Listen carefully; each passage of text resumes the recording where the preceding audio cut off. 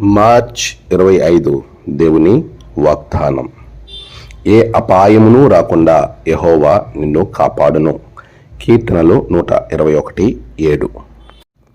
త్రియేక దేవుని నామములో మీ అందరికీ ఈ ఉదయము శుభములు తెలియచేయుచున్నాను. ప్రియులారా, అందరూ క్షేమంగా ఉన్నారు కదా? దేవుని మహోన్నతమైన కృపను బట్టి మనము క్షేమంగా ఉండడానికి ప్రభు ఇచ్చిన ఈ సమయాన్ని బట్టి దేవునికి నేను కృతజ్ఞతాస్తుతులు చెల్లిస్తూ ఉన్నాను.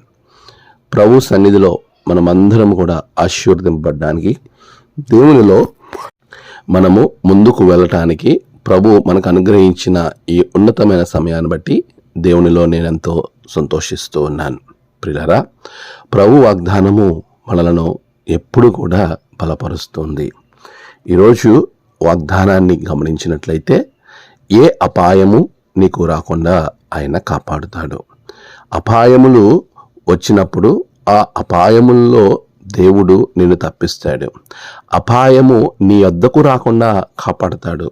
చాలాసార్లు వాక్యములో కొన్ని భావగర్భితమైనటువంటి మాటలు ఉంటాయి. అవి మనము అర్థం చేసుకోవాలి. దేవుని యొక్క సహాయం ద్వారా వాగ్దానాన్ని మనం సంపాదించుకోవాలి. ఏ అపాయము రాకుండా అంటే నీకు ఏ సమస్య రాదు అని కాదు.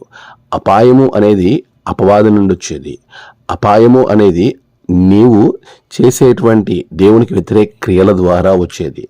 దేవుడు అపాయాన్ని ఎప్పుడూ కలిగించేవాడు కాదు. అపాయాన్ని ఆయన నీకు తప్పించేవాడు.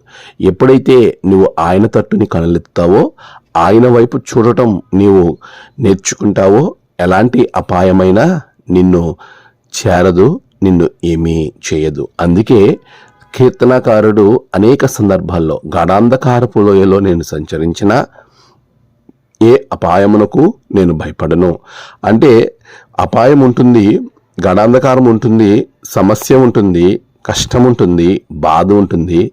దానికి మనము భయపడనవసరం లేదు. కారణం ఆయన మనకు కాపరి. నేను ఆయన వైపు చూస్తున్నంతసేపు ఏ అపాయమైనా నన్ను ఏమాత్రము కూడా ఇబ్బంది పెట్టలేదు. ఎందుకంటే సర్వ సృష్టికర్త నాలో ఉన్నాడు, నాతో ఉన్నాడు. అప్పుడు మీరు ఆశీర్వదింపబడతారు. అలాంటి గొప్ప ఆశీర్వాదములో దేవుడు మిమ్మల్ని దీవించును గాక. ఆమేన్. ప్రార్థన. సర్వశక్తిమంతుడా, సర్వేశ్వరుడా, నీ బిడ్డల జీవితంలో గొప్ప కార్యాలు జరిగించండి. అపాయములు అనేవి ప్రభువా ఆయా సందర్భాలలో కలుగుతూ ఉన్నప్పుడు వాటిలో నుండి బిడలను విశ్వాసంతో బయటకు వచ్చినట్లుగా ఆశీర్వదించండి. నీ ఆత్మతో బిడలను నింపండి. నీ తట్టు కనులెత్తి చూచే ధన్యత, భాగ్యము బిడలకు దయచేయండి. నేడు జన్మదినము, వివాహ దినము, ఆయా విశేష దినములు జరుపుకుంటున్న బిడ్డలను బహుగా దీవించండి. తమ ప్రియులను కోల్పోయి ఆదరణ కొరకు ఎదురు చూస్తున్న బిడ్డలకు ఆదరణ దయచేయండి. దిన దీవెనతో నింపండి. నీ రక్షణ ఆనందంతో నింపండి. యేసు నామమున ప్రార్థించి వేడుకొంచున్నాము తండ్రి. ఆమేన్. తండ్రి, కుమార, పరిశుద్ధాత్మ త్రియేక దేవుని దీవెన మీకు తోడుగా ఉండి నడిపించును గాక. ఆమేన్.